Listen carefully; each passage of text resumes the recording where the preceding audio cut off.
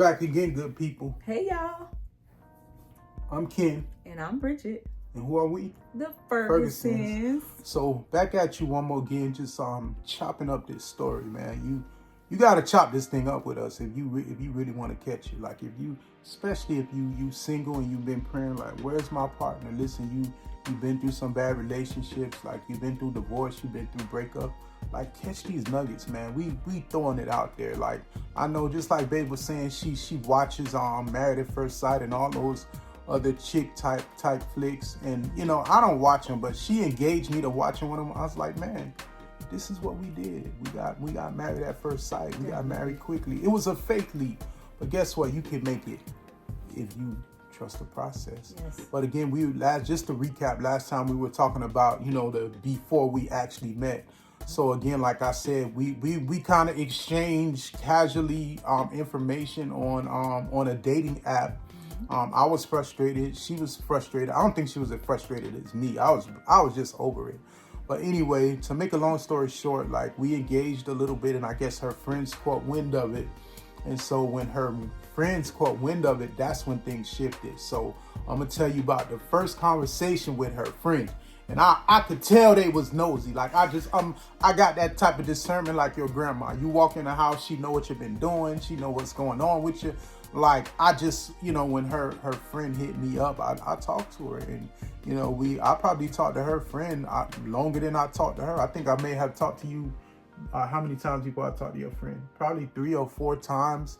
But I talked to her friend probably like 5 or 6 hours. Like, we went through the whole spiel just talking, and her friend literally, like, and I give props to her, man. She was the game changer, and I think her friend also, helped kind of push her. She did. And, not only that, but, her friend just gave me a whole rundown about her family, her history, what she been through. And like, her friend told me, all of her little pet peeves, the things she struggled with, her good, her bad, her ugly. It's like her friend was literally advocating for her.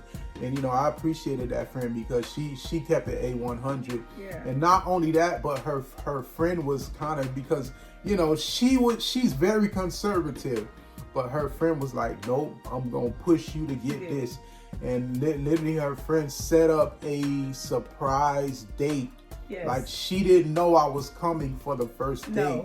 And her friend was very strategic. She helped me set everything up. And her friend was talking to me like, hey, you know what? Like, I really like you. I think you good for my friend. And my friend, she been celibate for years. She ain't been talking to nobody. We think she a zombie.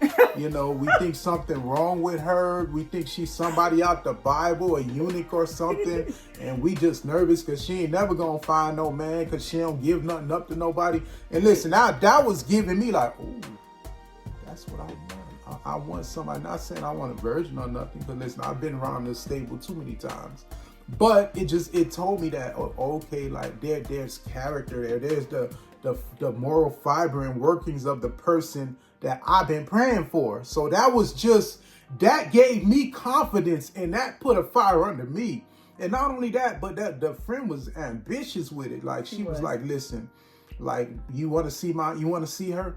And I mean, she sent me pictures of her. She would take secret pictures of her and be like, look, she a little cutie pie. You gonna like her. She was advocating her like to the utmost degree. And I was like, yeah. And she was like, listen. So I was like, okay, yeah, I'll come for a date. She was like, no, when you gonna come for this date? I'm gonna set this up. I was like, well, maybe next month. She was like, no, that's too long. That's too long. Like, what? Oh, and then finally, I think we talked like every day.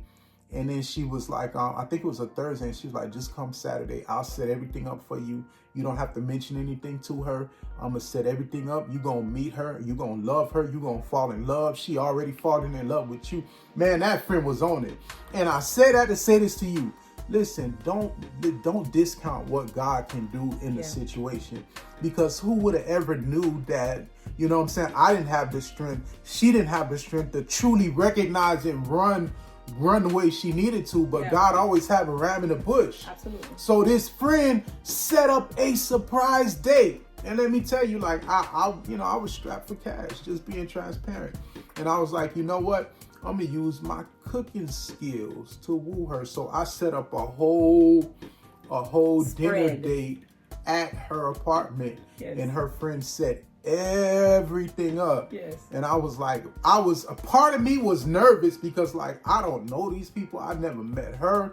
I never met her friend. I don't know her from Adam. And not only that, but I had to drive all the way from Miami all the way to Central Florida, like a 3.5 hour drive. And I was like, man. I have a question. Go ahead. Did you cook at the apartment? No, I cooked at home. Okay, and then you brought I it cooked at my mama's house. I think I made one dish at my brother's house. I don't remember. Okay. But I cooked everything at home. I made macaroni and cheese. All my favorites. I made sweet potato pie. I made ribs. I did a whole big spread. I did fruit. You know, I made like a little basket. Like, you know, I was like, hey, because the friend gave me that confidence. She was like, man, like, you know, we know her. She don't talk to nobody. She ain't been dealing with no man. She been waiting for you.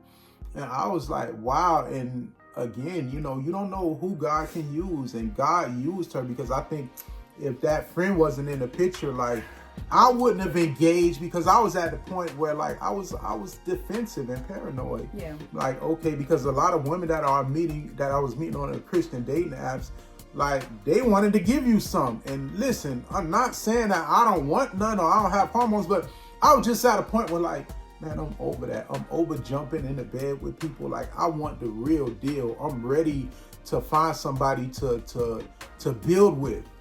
So let me say this. I think my friends were really gung-ho because I had been, one thing about me, I'm very proactive in all things. So if I know that I want to be married and there are certain things about me that I want to change or I need to change or that I would like to do when I have a husband, for instance, I knew I wanted to be an asset and not a liability. So I started to work on my credit long ago. You know, I wanted to lose weight because I wanted to feel comfortable around my husband. So I started the journey with that. So little things I always try to do if I have a goal, I am literally mapping that thing out, because I'm believing that as I'm preparing, God is going to give it to me. And before meeting you, I sent to my group chat and I said, what type of guy you guys think I need? And everybody wrote their separate little blurbs, and I put it all in one note. And when I met you, I'm about to cry. You were everything on that note. So when I was explaining who you were to them, they were like, oh. So I wasn't the only one shocked. They was like, oh, Fred, this might be it. And I was like, yo, this is wild. And then, of course, transparency, I would send them screenshots of our conversation. And when you described me, I sent it to them. I was like, y'all, look at this. I said, he's talking about me. It was like, oh my God. So mind you, I just had this conversation with God 2 weeks before meeting him. So I'm like, is this the enemy sending a decoy? Because I've had enough of those.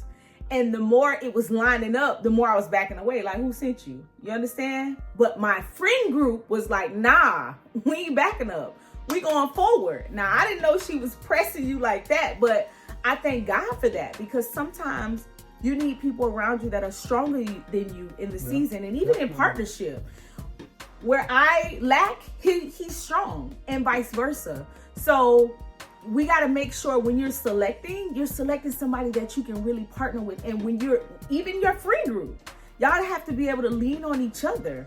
If they wouldn't have pushed me or spoke up for me, or all the hours that she put in with you about me, we wouldn't be here. Because I was like, wait a minute, this is too good to be true.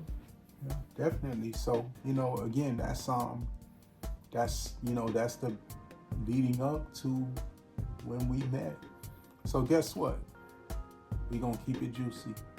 Next time, we're going to talk about the first date. Ooh. That thing's so juicy, y'all. It's so juicy. It's juicy. It's real juicy. The first, you won't believe what happened on the first date. But lay around for it. Again, I'm Ken. And I'm Bridget. And we are the Fergusons. And we're going to catch you with the next side of this. Thank you for juiciness. joining. Thank you for watching. Bye.